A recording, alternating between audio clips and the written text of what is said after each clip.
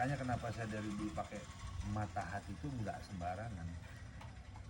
Kenapa ada mata hati, kenapa ada cahaya hati? Ketika digabungkan menjadi cahaya mata hati, itulah ikatan ujung terakhir untuk mengenal secara ma'rifat, yaitu hakikat basyirah. Mata itu kan basyirah, bagaimana menggunakan hati. Karena Quran yang mengatakan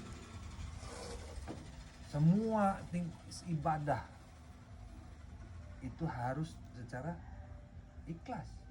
Bagaimana bisa diterima kalau nggak ikhlas? Nah, untuk menuju ikhlas itulah maka harus belajar yang namanya ma'rifat. Mengerti untuk sampai kepada satu tujuan yang memang diperintahkan. Kan perintahnya apa? Takwa. Menjalankan perintahnya, menghindari larangan. tidak menjalankan perintah selainnya.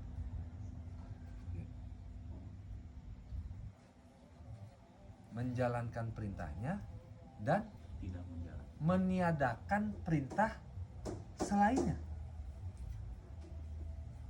Larangan itu udah termasuk menjalankan perintahnya. Iya.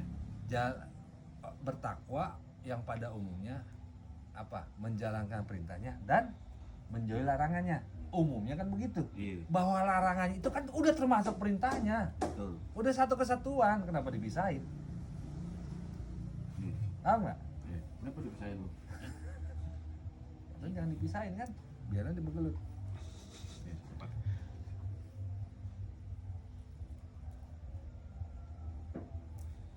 Ketika kita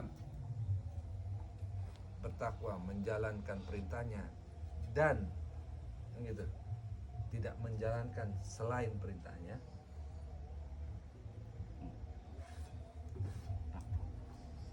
ini mesti harus dibaca dengan hati. Kenapa saya mengatakan menjalankan perintahnya dan tidak menjalankan selain perintahnya? Ujungnya satu. Kalau kita bicara menjalankan perintahnya dan larangannya, maka kita menganggap ada dua kedudukan hukum di situ yang seolah ada dua sifat yang berbeda. Ini bahaya. Seolah-olah sifat Allah itu baik, dibalik itu sifat Allah juga Nggak baik. nggak baik. Ini nggak boleh. Orang yang belajar ilmu tauhid sifatnya harus tunggal. Tidak ada baik, tidak buruk. Tapi untuk menuju mengatakan baik dan buruk itu semua kan punya metodologi pemikiran masing-masing. Gitu. Disitulah iblis, itu yang saya bilang. Disitulah iblis masuk ke dalam unsur larangannya. Segala sesuatu yang saya perintahkan kamu jalankan, segala yang dilakukan iblis kamu jangan jalankan. Kan gitu. Padahal iblis itu juga bagian dari perintahnya kan. Nah, kalau dalam pemikiran kita bahwa seolah iblis punya kuasa melakukan sesuatu hal yang dibenci Allah, kafir. Seolah Allah punya tandingan. Makanya bahasa kita adalah takwa itu adalah menjalankan perintahnya dan meniadakan selain perintahnya. Unsurnya satu.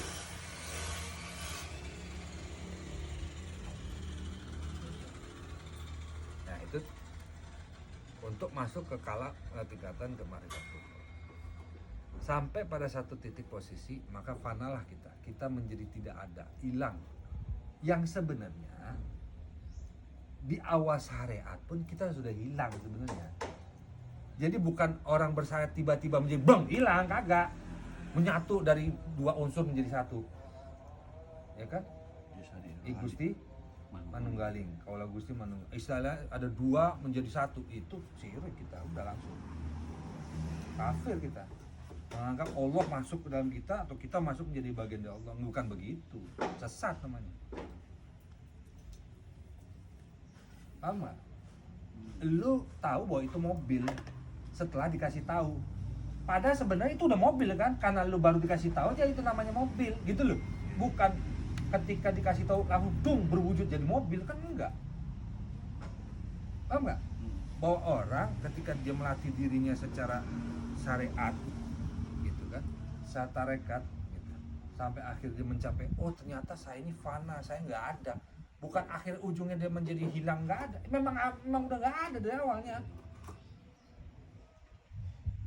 Tapi karena kamu bersungguh-sungguh untuk mengenalku, kata Allah, maka akan kukenalkan secara hakikatnya bahwa engkau sebenarnya nggak ada dari awal.